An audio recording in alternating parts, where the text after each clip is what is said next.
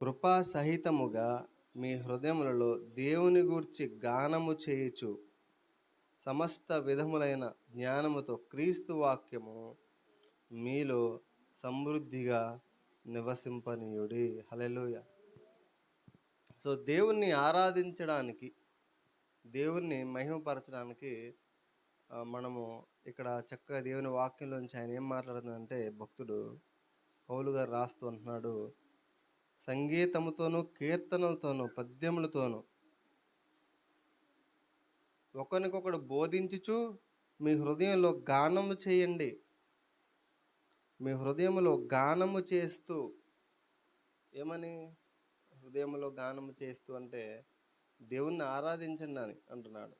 అదేవిధంగా మరి మనం పాడే పాటల ద్వారా కూడా బోధించవచ్చంట. ఇందాక మనం పాడాం, నా పైన ఉన్నది యేసయ్య రక్తము, అపవాది ముట్టలేక పారిపోయిను, తన ముద్ర వేసెను, తన శక్తి నుంచెను, అధికారం ఇచ్చి మనల్ని నిలబెట్టాను. అంటే ఆ పాట ద్వారా మనకు దేవుడు వాక్యం బోధిస్తున్నాడా? బోధిస్తున్నాడు. అడ్డముగా ఉన్న అపరాధమంతటిని మేకులతో కొట్టి శిక్ష ఎత్తివేసెను. మన అపరాధం అంతటిని తొలగించేసాడంట. తన కాళ్ళ క్రింద నా కాళ్ళ క్రిందనే అపవాది శక్తులను శీఘ్రముగా తల చితక దొక్కించను. అంటే దేవుడి మాటలు వాక్యం ద్వారా, పాటల ద్వారా కూడా మనం ఏం చేస్తున్నామండి? బోధించి చూడవచ్చంట. సో అలా చేస్తూ ఆయన ఏమంటున్నాడంటే, మన ఇక్కడ ముఖ్యమైనటువంటి మాటలు మనం గమనించాలి. మీ హృదయంలో దేవుని గురించి గానము చేయొచ్చు, కృపాసహితముగా గానము చేయొచ్చు, సమస్త విధములైన జ్ఞానముతో క్రీస్తు వాక్యం మీలో సమృద్ధిగా నివసించనీయుడి. హల్లెలూయా. ఇంకా కిందకు వస్తే, మీరేమి చేసినను ప్రభువైన యేసు ద్వారా తండ్రి అయిన దేవుని కృతజ్ఞతాస్తుతులు చెల్లించుచు సమస్తమును ఆయన పేరట చేయుడి. ఇక్కడ మనం చూస్తే ఈ 16వ వచనంలో ఒక మాట చెప్తున్నాడు, కీర్తనలతో గానము చేస్తూ మీ హృదయాలు ఎల్లప్పుడూ పాడుతూ ఉండండి అని చెప్తున్నాడు. దేవుని గురించి గానము చేస్తూ మీ హృదయం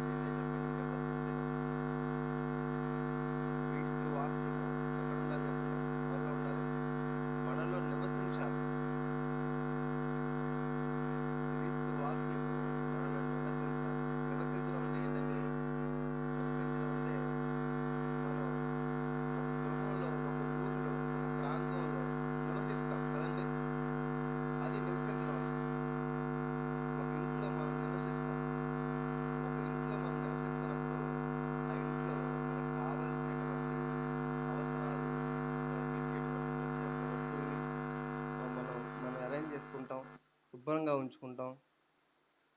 మనకు కావాల్సిన వస్తువులన్నిటినీ మనకి అనుకూలంగా ఉండే విధంగా మనం గృహాన్ని సరి చేసుకొని, సెట్ చేసుకొని అందులో మనం నివసిస్తాం. అది నివసించడం అంటే, నివసించడం. అయితే మరి దేవుని వాక్యము ఏమని చెప్తా ఉన్నాడంటే, మనలో దేవుని వాక్యము నివసించాలంట. ఒక గృహంలో మనం ఎలా నివసిస్తామో, ఒక గృహంలో మనుషులమైనటువంటి మనము ఎలా నివసిస్తామో, అలాగే మనలో దేవుని వాక్యము నివసించనీయాలంట. హల్లెలూయా. మనం దీన్ని ఎప్పుడు సరిగ్గా వినున్నాం. మనం వాక్యము కేవలం వింటాం, ఇలా వచ్చి ఇలా వెళ్ళిపోతూ ఉంటుంది ఒక్కొక్కసారి. అలా కాదు, ఆ వాక్యము మనలోనికి వచ్చి మనలో నివసించాలంట. ఒక ఇంట్లో మనం నివసించాలనుకోండి, మనం ఎలా ఉంటాం చెప్పండి? ఆ ఇంట్లో ఆ ఇంట్లో ఒక ఇంట్లోకి మనం వెళ్ళిన తర్వాత మనకు అన్ని అనుకూలంగా అక్కడ లేవనుకోండి, వంట చేసుకోవడానికి ఒక వస్తువు ఏమి లేదు, చాలా అశుభ్రంగా ఉంది, కిటికీలు లేవు, లేకపోతే అందులో ఉన్నటువంటి వస్తువులు ఏమి కూడా మనకు అనుకూలంగా లేవు, గాలి ఆడట్లేదు, కరెంట్ లేదు. ఉదాహరణకు అనుకోండి, చాలా మురికి ఉంది, ఇంట్లో మురికి నీళ్ళు వస్తున్నాయి, మీరు ఎలా ఉండగలుగుతారా? ఎక్కడ చూసినా మురికి, ఉండగలుగుతారా? ఉండలేరు. ఒకవేళ ఉండాలని ధైర్యం చేసి ఉన్నా కొన్ని రోజులు ఉంటారు, తర్వాత ఉండలేరు ఇంకా అందులో. ఎందుకంటే ఇంకా మనం ఉండడానికి అది అనుకూలంగా ఉండట్లేదు, ఇల్లు లేదు. అలా మనం ఏం చేస్తామంటే వెళ్ళిపోతాం. దేవుని వాక్యము కూడా ఎలా ఉండాలంటే మనం మన హృదయంలో నివసించే దానిలాగా మన గృహాన్ని ఉంచుకోవాలన్నమాట, మన దేహాన్ని ఉంచుకోవాలి. ఎందుకంటే మన దేహము దేవునికి ఆలయం. దేవుని వాక్యము మనలో నివసించనీయాలి. మనం కూడా ఏం చేస్తాం, దేవుని వాక్యము మనం నివసించనీయకుండా మనం ఏం చేస్తామంటే మనలో భయాన్ని నివసించేలాగా చేస్తాం, ఆందోళన నివసించేలాగా చేస్తాం, దానికి అనుకూలంగా ఉంచుతూ ఉంటాం మన దేహాన్ని. కలవరం అది నివసించడానికి అనుకూలంగా ఉంచుకుంటాం. ఇక దేవుని వాక్యం నివసించడానికి నీకు కొంచెం కూడా దేవుని వాక్యం నివసించడానికి నువ్వు సమయం కానీ స్థలం కానీ ఇవ్వట్లేదు అనమాట. అదే నువ్వు దేవుని వాక్యాన్ని నివసించడానికి నువ్వు అనుకూలంగా దేవుని వాక్యాన్ని నివసించడానికి నువ్వు స్థలం ఇవ్వగలిగితే ఇక అవేమి నీలో ఉండవు. హల్లెలూయా. మన యొక్క స్థలాన్ని, మన దేహాన్ని ఎవరితో నింపాలంటే దేవుని వాక్యంతో నింపుకోవాలి. మరి రాత్రి కాలంలో మా అత్తయ్యగారు కొన్ని భయంతో, ఏదో ఒక రకమైనటువంటి ఆందోళనలతో ఆవిడ ఉన్నారని చెప్పారు. నీకు మాయ చేయను, మంత్రం అయినమ్మా, నీకు దేవుని వాక్యం చెప్తాను, 4 మాటలు కాసేపు నీలో ఉన్న భయం అంతా పోతుందని చెప్పాను. అంతా చెప్పిన తర్వాత దేవుని వాక్యాన్ని 4 మాటలు దేవుని వాక్యాన్ని చెప్పిన తర్వాత ఒక 10 నిమిషాలు 20 నిమిషాలు చెప్పిన తర్వాత ఎలా ఉందమ్మా అంటే, ఏం లేదు, భయం లేదు, ఏం లేదు, ఇంకా నాకు చాలా ధైర్యంగా ఉందని చెప్పాను. హల్లెలూయా, దేవునికి స్తోత్రం. హల్లెలూయా. కారణం ఏంటి చెప్పండి? దేవుని వాక్యములో శక్తి ఉంది, దేవుని వాక్యములో బలం ఉంది. దేవుడు వాక్యమై ఉన్నాడు. ఆది యందు వాక్యముండెను. చెప్పండి.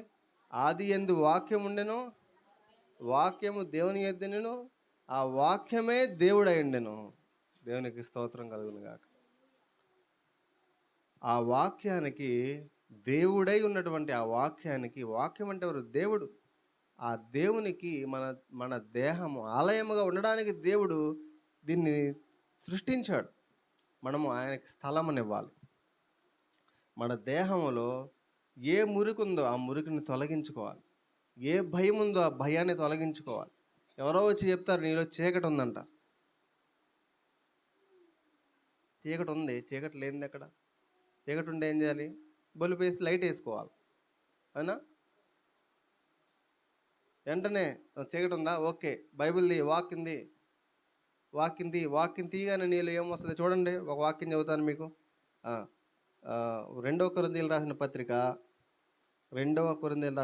6వ అధ్యాయము 18వ వచనం తీయండి ఒకసారి. 14వ వచనం తీయండి. మీరు అవిశ్వాసులతో జోడుగా ఉండకుడి, నీతికి దుర్నీతితో ఏమి సాంగత్యము, వెలుగునకు చీకటితో ఏమి పొత్తు. హల్లెలూయా. వెలుగునకు చీకటితో ఏమి పొత్తు, క్రీస్తునకు బెలియాలతో ఏమి సంబంధము, అవిశ్వాసతో విశ్వాసికి పాలెక్కడిది. దేవుని ఆలయమునకు విగ్రహములకు ఏమి పొందిక, మనము జీవము గల దేవుని ఆలయమై ఉన్నాము. హల్లెలూయా. ఎవరండి మనం? జీవము గల దేవుని ఆలయమై ఉన్నాం. వెలుగుకి చీకటికి పొంది ఎక్కడిది? ఇక్కడ మీరు చూడండి, ఇంకా కింద అంటున్నాడు, నేను వారిలో నివసించి సంచరింతును. నేను వారి దేవుడినైందును, వారు నా ప్రజలైందురు. హల్లెలూయా. ఏమన్నాడు నాయన? వారిలో నేను నివసించి సంచరిస్తాను. ఆయన మనలో ఉండి మన ద్వారా సంచరించాలనుకుంటున్నాడు ఆయన. మనం నివసించే చోట, మనం పని చేసే చోట, మనం నడిచే చోట, మనం ప్రజల్ని కలుసుకునే చోట, మన స్నేహితుల మధ్య, మన బంధువుల మధ్య, మన సమాజంలో ఆయన మనలో ఉండి సంచరించాలనుకుంటున్నాడు. మనలో ఉండి వాళ్ళతో మాట్లాడాలనుకుంటున్నాడు. మనలో ఉండి వాళ్ళకి ధైర్యాన్ని నింపాలనుకుంటున్నాడు. మనలో ఉండి అవతల వ్యక్తితో మాట్లాడాలనుకుంటున్నాడు. నువ్వు స్థలం ఇస్తేగా. రాత్రి చెప్పాను మా అత్తగారికి, నీకు ఎవరైనా నీతో మాట్లాడినప్పుడు నీకు కలవరం కానీ, భయం కానీ, ఆందోళన కానీ, కృంగుబాటు కానీ, నిరుత్సాహం, డిప్రెషన్ కలిగేలాగా ఏ సేవకుడైనా, ఏ పాస్టర్ గారైనా నీతో మాట్లాడితే అది దేవుని మాట కాదు అని గుర్తు అని చెప్పారు. దేవునికి స్తోత్రం కలుగును కాక. దైవ భయం వేరే ఉంటుంది. దైవ భయం నిన్ను పాపానికి దూరం చేసే విధంగా ఉంటుంది. కానీ అది మరొక రకమైనటువంటి భయం. ఆ భయాన్ని, కృంగుబాటుని, భయాన్ని, కలవరాన్ని కలగజేస్తుందంటే నీలో చీకటి ఉంది, నీలో దెయ్యం ఉంది. ఇదిగో నీకు చేతబడి చేశారు, నువ్వు అదిగో ఆ కొబ్బరికాయ దొక్కావు, నువ్వు ఇక్కడ నడిచావు, నిమ్మకాయ దొక్కావు, అందుకే నీ వెనకాల పడుతున్నాయి అని ఈరోజు చాలామంది చెప్పేవాళ్ళు ఉన్నారండి. వాళ్ళ మాటలేని అమాయకమైనటువంటి ప్రజలు, విశ్వాసులు భయానికులోనే అవుతున్నారు. వాళ్ళకు వాక్యం తెలియదు. ఉంటే ఉండొచ్చు. అపవాది దురాత్మ సమూహములు మనం పోరాడుతున్నాం. కానీ మనం గుర్తుపెట్టుకోవాలి, అవి మారు మనసు పొందినటువంటి నిన్ను, రక్షించబడినటువంటి నిన్ను, నీలో నివసించి సంచరిస్తున్న దేవుడుగా కలిగినటువంటి నిన్ను అవేమి చేయలేవు. అదే గుర్తు. ఎవరైనా నీతో మాట్లాడినప్పుడు నీకు ధైర్యము, బలము, విశ్వాసము, ఆదరణ, శక్తి, దేవుని మీద నమ్మకం కలుగుతున్నాయా? అది దేవుని మాటను గుర్తుపెట్టుకో అని చెప్పారు. దేవునికి స్తోత్రం. హల్లెలూయా. అదొకటే గుర్తు. అవి చిన్నపిల్లడు కావచ్చు, పెద్దవాళ్ళు కావచ్చు. ఎందుకని చెప్పండి? దేవుడు ఏమంటున్నాడు? ఆయన నేను వారిలో నివసించి సంచరిస్తాను అంటున్నాడు. నేనేం చేయాలి? ఫస్ట్ నేను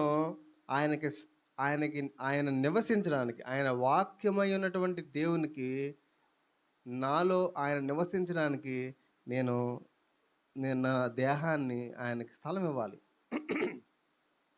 ఆయనకు అవకాశం ఇవ్వాలి. నాలో నివసించనివ్వాలి. ఆయన దేవుని వాక్యాన్ని నా హృదయంలో ఉంచుకోవాలి. నా హృదయంలో దేవుని వాక్యాన్ని, చెప్పబడిన వాక్యాన్ని నమ్మాలి, విశ్వసించాలి. దేవుని వాక్యం ఇలా చెప్తుంది, ఇది నిజం, ఇది సత్యం, ఇది సత్యం, ఇది సత్యం, ఇది దేవుని వాక్యం ఎలా ఉంది, సత్యం. నా దేవుడు సర్వశక్తిమంతుడు, సత్యం. నా దేవుడు అపవాదిని జయించి ఉన్నాడు, ఇది సత్యం. అపవాది మరణపు ముళ్ళును విరిచివేశాడు, ఇది సత్యం. సాతాను శీఘ్రముగా నీ కాళ్ళ కింద చితక ద్రొక్కించినని దేవుని వాక్యం ఉంది, ఇది సత్యం. ఆకాశ మండలమందున దురాత్మ సమూహములను, ప్రధాన అధికారులను శిలువ జయోత్సవము చేత ఓడించి బాహాటముగా ఆయన వేడుక కనబరిచాడు. వాడి అధికారం అంతటిని కొట్టివేశాడు, వాడి తలను చితక దొరికాడు. ఆయన రక్తము నాపై ఉంచాడు, ఆయన ఆత్మ నాపై ఉంచాడు అని దేవుని వాక్యం చెప్తుంది. ఇది సత్యం, ఇది సత్యం అని నమ్మాలి. అది అప్పుడు నువ్వు నమ్మినప్పుడు నీ హృదయంలో ఆ వాక్యము నివసిస్తుంది. హల్లెలూయా. ఆ నివసిస్తున్న వాక్యమై ఉన్న దేవుడు అప్పుడు నీలో సంచరిస్తాడు. అప్పుడు నువ్వు మాట్లాడితే అవతల వ్యక్తికి ధైర్యం కలుగుతుంది. నువ్వు మాట్లాడితే అవతల వ్యక్తికి ఆదరణ కలుగుతుంది. నువ్వు మాట్లాడితే అవతల వ్యక్తికి శక్తి కలుగుతుంది. నాతో చాలామంది చెప్పారు. చాలామందికి నేను కౌన్సిలింగ్ చేశాను. నేను చాలామందికి కౌన్సిలింగ్ చేసినప్పుడు వారు ఎంతటి డిప్రెషన్లో ఉన్నా, వారు ఎంతటి కష్టంలో ఉన్నా, ఒక 20 నిమిషాలు నేను మాట్లాడితే వారు నూతన శక్తిని పొందడం నేను గమనించాను. వారే అనేక సార్లు సాక్ష్యం చెప్పారు. చాలామంది. హల్లెలూయా. అది ఎలా సాధ్యమైంది చెప్పండి? అది ఎలా సాధ్యమంటే దేవుని వాక్యమైనటువంటి దేవుడు నాలో నివసిస్తున్నాడు కనుక, నాలో ఉన్న ఆ వాక్యమైన దేవుడు ఏమంటున్నాడైనా, నేను వారిలో నివసించి సంచరింతును అంటున్నాడు. ఎక్కడ సంచరిస్తాడు అంటే, నాలో దేవుడు వాక్యమై ఉన్నాడు. అంటే నా హృదయంలో నాలో దేవుని వాక్యము నిండి ఉంది. ఆయన ఇప్పుడు సంచరిస్తున్నాడు ఆయన ప్రజల మధ్య. బలహీనంగా ఉన్నటువంటి తన ప్రజల దగ్గరికి నన్ను నడిపిస్తాడు. నడిపించినప్పుడు ఇప్పుడు ఎవరు సంచరిస్తున్నారు నాలో? దేవుడు సంచరిస్తున్నాడు. ఇప్పుడు ఆ వ్యక్తిని బలపరుస్తాడు. నేను మాట్లాడతాను అని నేను అనుకుంటాను, కానీ నేను మాట్లాడేది ఏ మాట? నాలో ఉన్నటువంటి దేవుని వాక్యమైనటువంటి మాట నేను మాట్లాడతా. అప్పుడు ఆయన ఏం చేస్తా అంటే, నాలో ఉన్న వాక్యమైన దేవుడు ఆ వ్యక్తిని బలపరుస్తాడు. ఇంకొక చోటకి తీసుకెళ్తాడు. ఉద్యోగం చేసే చోట, ప్రయాణం చేసే చోట, సమాజంలో నడిచే చోట, చర్చిలో, విశ్వాసుల్లో, స్నేహితుల మధ్య, ఎక్కడైనా కావచ్చు. ఆయన ఉద్దేశం ఏంటంటే, ఆయన నీలో నివసించి నీ ద్వారా సంచరించి తన ప్రజలను బలపరచడం ఆయన యొక్క ఉద్దేశం. దేవునికి స్తోత్రం కలుగును కాక. హల్లెలూయా. అందుకనే ఏ వ్యక్తి అయినా నీతో మాట్లాడి నిన్ను కలవరానికి, భయానికి గురి చేస్తే ఆ వ్యక్తి దేవుని మాట నుంచి తీసుకురాలేదని అర్థం. అది ఒకటి గుర్తుపెట్టుకోవాలి. భయం కలుగుతుంది. దైవిక భయం అనేది ఎలా ఉంటుందంటే, అది దేవుని నుంచి వచ్చే భయం ఎలా ఉంటుందంటే, అది మన జీవితంలో పాపం ఉన్నప్పుడు, మన జీవితంలో అవిధేయత ఉన్నప్పుడు, ఆ అవిధేయతే చీకటి. ఏం చెప్పండి? ఆ అవిధేయతే చీకటి. ఒక విశ్వాసిగా ఉన్న వ్యక్తి అవిధేయతతో పాపములో నివసిస్తూ జీవిస్తున్నాడంటే అది చీకటి. ఇప్పుడు ఒక దైవజనుడు నిన్ను గద్దిస్తాడు. ఆ వాక్యం ద్వారా నిన్నేం చేస్తాడంటే గద్దిస్తాడు. అది దైవిక భయం. నిన్నేం చేస్తాడంటే, నువ్వు పాపమును ఒప్పుకొని విడిచిపెట్టు, లేకపోతే నువ్వు నరకానికి పోతావు. మారు మనసు పొంది నా వైపు తిరుగు, నిన్ను నా బిడ్డగా చేసుకుంటాను అంటాడంతే. అదేం భయం? దైవిక భయం. అది నిన్ను దేవునితో ఐక్యపరుస్తుంది. దేవునిలో నిన్ను తిరిగి కడుతుంది. నీ ఆత్మీయ జీవితాన్ని సరిచేస్తుంది. నిన్ను ఇంకా విశ్వాసంలో బలపరుస్తుంది. తిరిగి పునర్నిర్మిస్తుంది తప్ప నేను అనగదొక్కి చితకదొక్కి నేను నాశనం చేసేది కాదు. ఆ భయం అది మనం గుర్తుపెట్టుకోవాలి. సో దేవుని వాక్యంలో దేవుడు అంటున్నాడు ఏమన్నాడు? నేను 2 కొరింథీయులకు రాసిన పత్రిక 6వ అధ్యాయం 18లో అంటున్నాడు, మనము జీవము గల దేవుని ఆలయమై ఉన్నాము. అందుకే ఇలాగూ దేవుడు సెలవిచ్చున్నాడు, నేను వారిలో నివసించి సంచరింతును,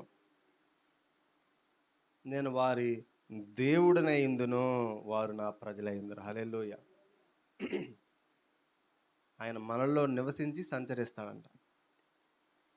ఇంకా ఆయన అంటున్నాడు, 1 కొరింథీయులకు రాసిన పత్రిక 3వ అధ్యాయము 16వ వచనం చూడండి. మీరు దేవుని ఆలయమై ఉన్నారనియు దేవుని ఆత్మ మీలో నివసించుచున్నాడనియు మీరెరుగరా? ఏంటండి? మీరు దేవుని ఆలయమై ఉన్నారంట, దేవుని ఆత్మ మీలో నివసించుచున్నాడంట. దేవునికి స్తోత్రం కలుగును గాక. ఇందాకేం చూసామండి? వాక్యమై ఉన్న దేవుణ్ణి మీలో వాక్యము నివసించాలి అని చూసాం. ఇక్కడ 2 కొరింథీయులకు రాసిన పత్రికలో నేనే వారిలో నివసిస్తున్నానని దేవుడు అంటున్నాడు. ఇక్కడ మనం 1 కొరింథీయుల 3:16 అంటున్నాడు, ఆత్మ అయిన దేవుడు మనలో నివసిస్తున్నాడంట. దేవునికి స్తోత్రం. ఈ దేహం దేవుని ఆలయం అంట. మీరు మొదటి యోహాను సువార్త 14వ అధ్యాయంలో ఇంకొక మాట మనం చూస్తాం. యోహాను సువార్త 14వ అధ్యాయంలో యేసుక్రీస్తు ప్రభువారు పరిశుద్ధాత్మ దేవుని గురించి మాట్లాడుతూ అక్కడ కూడా ఆయన గురించి, ఆయన ఎలా ఉంటాడు, ఆయన ఈ లోకంలోకి వచ్చి తన బిడ్డల పట్ల ఆయన చేసే పని ఎట్లా ఉంటుంది అనేది చెప్తూ ఆయన ఏమని చెప్పాడంటే 14వ అధ్యాయము 16వ వచనం, నేను తండ్రిని వేడుకుందును మీ యొద్ద ఎల్లప్పుడూ ఉండుటకై. ఎప్పుడండి? ఎంతసేపు అండి? కొంతసేపు ఉండకుండా కాదు, ఎల్లప్పుడూ మన దగ్గర ఉంటాడు ఆయన. ఎల్లప్పుడూ నువ్వు అవిధేయత చూపిస్తున్నప్పుడు కూడా నీ దగ్గరే ఉంటాడు. ఉండి ఏం చెప్తాడు? విధేయత చేయకరా, ఇది తప్పురా, ఇది పాపం, దీన్ని విడిచిపెట్టరా అని చెప్పే ఆ స్వరము పరిశుద్ధాత్మ దేవునిదే. ఇటు రా, అటు ఎలకో, ఆ మార్గంలో నడవకో అని చెప్పి నేను గద్దించి వెనక్కి లాగే స్వరం, నీ మనస్సాక్షిలో నుంచి నీకు వినిపించే ఆ స్వరం పరిశుద్ధాత్మ దేవుడు ఇచ్చే స్వరమే. ఆయన ఏమంటాడంటే, నేను ఎల్లప్పుడూ ఉండుటకై ఆయన మీ యొద్ద ఎల్లప్పుడూ ఉండుటకై ఆయన వేరొక ఆదరణకర్తను అనగా సత్య స్వరూపియగు ఆత్మను మీకు అనుగ్రహించును. లోకం ఆయన చూడదు. లోకం చూస్తుందా? లోకం చూడదు. ఆయన ఎరుగదు. లోకం ఆయన ఎరుగదు. కనుక ఆయనను పొందనేరు. మీరు ఆయన ఎరుగుదురు. ఆయన మీతో కూడా నివసించును, మీలో ఉండును. హల్లెలూయా. ఇక్కడ కూడా ఏమంటున్నాడండి? ఆయన పరిశుద్ధాత్మ దేవుడు ఏం చేస్తంట? మీతో కూడా నివసిస్తాడంట. ఇందాక అక్కడేం చూసాం? కొలస్సీలు రాసిన పత్రికలో వాక్యమై ఉన్న దేవుడు మీరు నివసింపనీయండి అంటున్నాడు. వాక్యమై ఉన్న దేవుడు మనలో నివసిస్తాడంట. మనం 2వ కొరింథీయులకు రాసిన పత్రికలో మనం చూస్తున్నాం, మీరు జీవము గల దేవుని ఆలయమై ఉన్నారు, ఆయన మీలో నివసించును, మీలో నివసించును, సంచరిస్తాడు అంటున్నాడు. ఇక్కడ యోహాను సువార్తలో ఆయన మళ్ళీ చెప్తున్నాడు, పరిశుద్ధాత్మ దేవుడు అంట మీతో కూడా నివసించును, మీలో ఉండును. దేవునికి స్తోత్రం. ఎంత గొప్ప దేవుడు అండి, అవునా కదా? చెప్పండి. ఇంత గొప్ప దేవుణ్ణి, ఇంత సత్యాలని దేవుడు ఇన్నిసార్లు ఒక విషయాన్ని ఇన్ని రకాలుగా దేవుడు చెప్తా ఉంటే, నీ దేహము దేవుని ఆలయం, నీలో నేను నివసిస్తాను అని అంటుంటే మనం భయపడవచ్చా? మనం కృంగిపోవచ్చా? మనం బెదిరిపోవచ్చా? మనం కలవరం చెందొచ్చా? మన అవిశ్వాసంతో ఉండొచ్చా? అల్ప విశ్వాసం ప్రదర్శించొచ్చా? చిన్న విషయాలకి మనం కృంగిపోవచ్చా? దేవునికి దూరం అయ్యే మనసు రానియొచ్చా? నో. అలాంటి ఈ దేహంలో మనము ఎవరో ఏదో ఒక మాట చెప్తే ఆ మాటను పట్టుకొని దాన్ని వెనక్కి తిప్పి ముందుకు తిప్పి పాత కాలంలో రీళ్ళు ఉండేవి, టేప్ రికార్డులు. అది ఎక్కడ నరిగిపోతే అదే వచ్చేది ఆ ముక్క మళ్ళీ వినిపిస్తూ ఉండేది. అలాగా ఆ కష్టాన్ని, ఆ మాటని మళ్ళీ గుర్తు చేసుకొని బాధపడుతూ నీ హృదయం అంతటిని కూడా ఆ మాటతోనే నింపేసుకున్నావు. ఇక దేవునికి స్థానం ఎక్కడుంది? నీ దేహంలో దేవుని ఆలయానికి స్థానం ఎక్కడుంది? దేవుడు నివసించడానికి, దేవుని వాక్యానికి స్థానం ఎక్కడుంది? కాబట్టి ప్రియ దేవుని జనాంగం, మనం గుర్తుపెట్టుకోవాలి, ఈ దేహంలో మనం నివసించడానికి, దేవుని వాక్యమైన దేవుడిని నివసించడానికి మనం ఏం చేయాలంటే ఆ వాక్యాన్ని మనలో నివసింపనీయాలి, ఆయనకు అవకాశం ఇవ్వాలి. అలా ఉన్నప్పుడు మనం ఎలా ఉంటామంటే, మనం ధైర్యంగా ఉంటాం కాదు, మనతో మాట్లాడిన ప్రతి వ్యక్తి ధైర్యాన్ని పొందుకుంటాడు. మనతో మాట్లాడిన ప్రతి వ్యక్తి దేవుని యొక్క శక్తిని చూస్తాడు. మనల్ని కలుసుకున్న ప్రతి వ్యక్తి ఆశీర్వదించబడతాడు. మనల్ని కలుసుకున్నటువంటి ప్రతి వ్యక్తికి ఒక వెలుగు ప్రసరింపజేస్తాం. దేవునికి స్తోత్రం కలుగును గాక. హల్లెలూయా. ఒక బైక్‌కి వెలుతురుందనుకోండి, ఆ బైక్ ఎక్కడికి వెళ్తే అక్కడ వెలుగు ఉంటదా? ఉండదా? ఒక బండికి ముందు తలకాయకి ఎలుగుంటది. లైట్ బల్బ్ ఉంటది కదండీ! ఎంత అంధకారంలో ప్రయాణం చేసినా, ఆ బండి ఎక్కడికెళ్తే అక్కడ వెలుతురు. అది ఏ ప్రదేశానికెళ్తే ఆ ప్రదేశం వెలుగుమయమైపోతుంది. తన దగ్గరకు వచ్చినటువంటి ప్రతి వస్తువు చీకటిలో నుంచి వెలుగైపోతుంది. దేవుడు నిన్ను అలా ఉంచాలని దేవుడి కోరిక. నీలో ఆ బలుపు ఉంది, వెలుగుంది, అంతా ఉంది. కాకపోతే ఆ స్విచ్ చేయట్లా నువ్వు అంతే. నీలో దేవుని ఆలయానికి సరిపడా దేవుడు ఏర్పాటు చేసుకున్నాడు. నువ్వు రక్షణ పొందావు, మారు మనసు పొందావు, నీ పాపాలు ఎప్పుడో ఒప్పుకున్నావు, అంతా బాగానే ఉంది.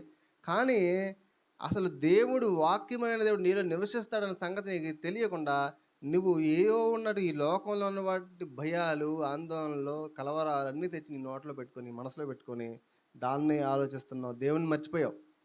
అప్పుడు ఏమవుతుందంటే నువ్వు స్విచ్ చేయట్లేదు అనమాట బండి. అది మనం గమనించుకోవాలి. ఈ దేహము దేవుని ఆలయంగా ఉండటానికి దేవుడు నిన్ను నియమించుకున్నాడు. ఆ విషయం మనకు అర్థమైతే దేవుడు మనలో ఉండి ఏం చేస్తున్నాడు? సంచరిస్తాడు. మనల్ని కలుసుకునే ప్రతి వ్యక్తి కూడా వెలుగుమయమైపోతారు. దేవునికి స్తోత్రం కలుగును గాక. మనతో మాట్లాడిన ప్రతి వ్యక్తి కూడా ఆదరణ పొందుతాడు, ధైర్యాన్ని పొందుతాడు, శక్తిని పొందుతాడు. అది కదా మన పిలుపు. అది కదా దేవుడు మనల్ని ఏర్పాటు చేసుకున్నాడు. అందుకు కదా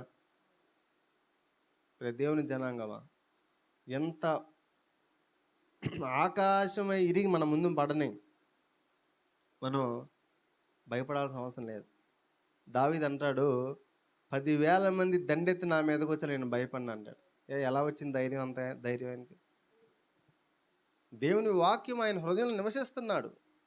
ధర్మశాస్త్రాన్ని ఆయన హృదయంలో ఆయన ధ్యానిస్తున్నాడు. దేవుని వాక్యాన్ని అంత ప్రేమిస్తున్నాడు. అది దేవుని బిడ్డలకు ఇచ్చినటువంటి ధన్యత. కాబట్టి ప్రియ దేవుని జనాంగమా, 3 విషయాలు మనం చూసాం. ముఖ్యంగా ఒక్క విషయాన్ని మనం తెలుసుకున్నాం. మన దేవుడు ఎలాంటి దేవుడు చెప్పండి? మనలో నివసించేటువంటి దేవుడు, వాక్యమై ఉన్నటువంటి దేవుడు. మనం ఆ వాక్యమైన దేవుడు మనలో నివసింపనీయాలి. వాక్యమైన దేవుడు మనలో నివసిస్తాడంట. ఆత్మై ఉన్న దేవుడు మనలో నివసిస్తాడంట. ఇంకా క్రీస్తు మనలో నివసిస్తాడంట. క్రీస్తు మరి ఎఫెసీయులకు రాసిన పత్రికలో ఆ మాట ఉంటుంది. ఎఫెసీయులకు రాసిన పత్రికలో 3వ అధ్యాయము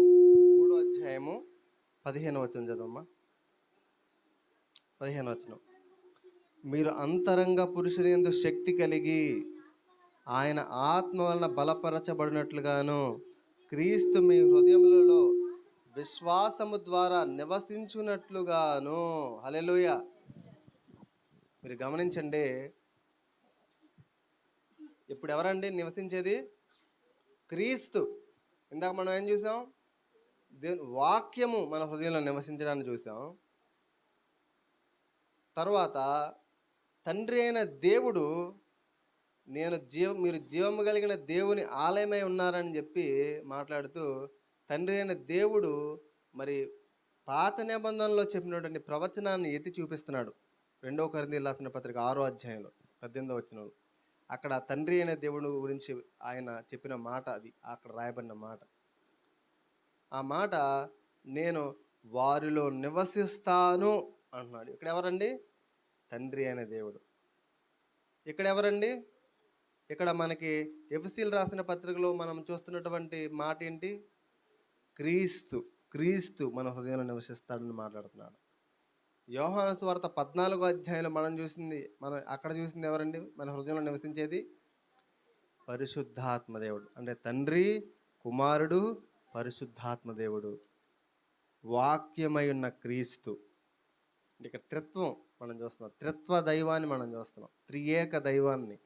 ఈ త్రియేక దైవమైనటువంటి ఆ గొప్ప ప్రభు ఎవరిలో నివసించడానికి ఇష్టపడుతున్నాడంటే మనలో నివసించడానికి ఇష్టపడుతున్నాడు.